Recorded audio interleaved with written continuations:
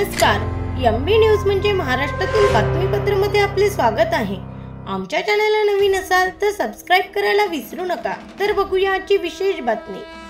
वंचितचे नेते तसेच जय हिंद क्रीडा मंडळाचे अध्यक्ष निलेश विश्वकर्मा यांनी अमरावती जिल्ह्यातील चांदूर रेल्वे येथे 3 दिवसीय भव्य किसान शंकरपटाचे आयोजन केले होते।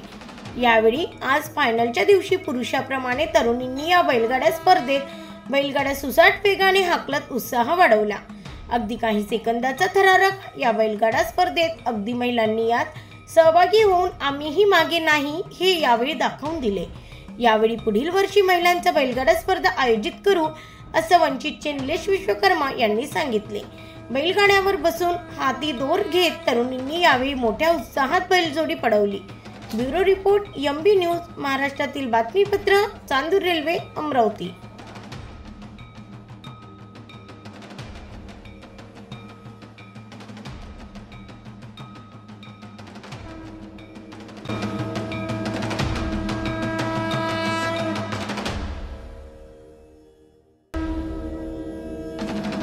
खूप छान वाटते हकलून। मी पहिल्यांदा तडेगावला हकलली, त्यानंतर आष्टाला गेलो आम्ही, आता चांदूरला आम्हाला बोलवलं। काय पुरुषांना काय सांगशील, काय नाही, महिला पुरुषांपेक्षा काही कमी नाही आहे, बस हकलायचं आता असंच। महाराष्ट्रात हा तरुण ज्या ताकदीनं पुढे येतो आहे आणि बैल जोडीचा हा जो एवढा मोठा रणसंग्राम चांदुरात घेतला, याच मला आज आनंद वाटतो आहे की माझ्या ज्या तरुण मुली आहेत, ज्या माझ्या बहिणी आहेत, त्यांनी मोठ्या आत्मविश्वासानं या जोड्या हाकण्यासाठी आज इथं आलेल्या आहेत।